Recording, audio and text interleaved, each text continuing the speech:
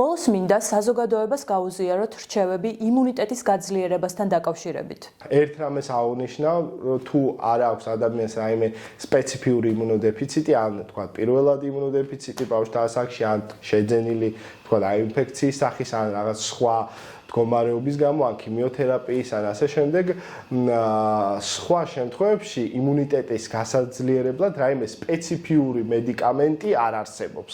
არსებობს მხოლოდ ზოგადი ჯანსაღი, ასე თქვად, ცხოვრების წესი. ანუ რა, პირველ რიგში თუ გვაქვს რაიმე ქრონიკული დაავადება, უნდა იყოს ეს ქრონიკული დაავადება მართული და უნდა ვიცოდეთ რა პრობლემასთან გვაქვს საქმე, იმიტომ რომ ზოგადად გარკვეული ქრონიკული დაავადებები შესაბამისად იწვევენ იმუნური სისტემის, ასე თქვა, დაზიანებას. ეს ერთი და დასუსტებას უბრალოდ. მეორე, ვეცადოთ, რომ ჯანსაღი, ასე თქვა, ვიცხოვროთ იმ კუთხით, რომ კვება გქონდეს ჯანსაღი, ძილი, იმიტომ რომ ეს აუცილებელია იმუნური სისტემის, ასე თქვა, გაჯანსაღებისთვის.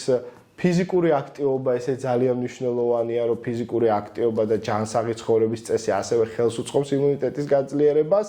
და ყველაზე მნიშვნელოვანი ასევე თუ ჩავთვლით რომ ჩვენ ჯანმრთელობას რაღაც პრობლემა აქვს და ჯანმრთელობის კუთხით რაღაც პრობლემა გვაქვს და ჩვენ იმუნიტეტი დასუსტდა, ნუ მივიღებთ თვითნებურად აი რაღაც ასე თქვა ჭყალებში იმუნიტეტის გამაძლიერებელ წამლებს თუ ვიტამინებს და ასე შემდეგ, იმიტომ რომ ამას შეიძლება კიდევ ერთხელ აღვნიშნავ კონდეს უკურეაქცია. თუ ასეთ პრობლემას ჩავთვლით, რომ რაღაცა ჩვენს იმუნიტეტს ემუქრება, მივმართოთ ექიმს, რომელიც ზოგადი პროფილის ექიმს, რომელიც შეაფასებს ჩვენ ჯანმრთელობის მდგომარეობას და თუ საჭირო იქნება ის დაგვინიშნავს ვიტამინს თუ სხვადასხვა მედიკამენტს, იმიტომ რომ ასე ერთი წამალი ან თუნდაც რამდენიმე რომლებიც იმუნურ სისტემას გააძლიერებენ, ესეთი წამლები არ არსებობს. ამ შემთხვევაში, რა თქმა უნდა, არ გულისხმობ იმ იმუნოდეფიციტებს, რომლებიც არის სხვადასხვა დაავადებებთან ასოცირებული. ჩვენ თუ თვლით, რომ გვაქვს გარკვეული იმუნიტეტის პრობლემა, ჯობია რომ მოვახდინოთ სწორად იდენტიფიცირება თუ რისი პრობლემა გვაქვს და შესაბამისად მე მოხდეს თუ საჭიროა მედიკამენტების დაწყება.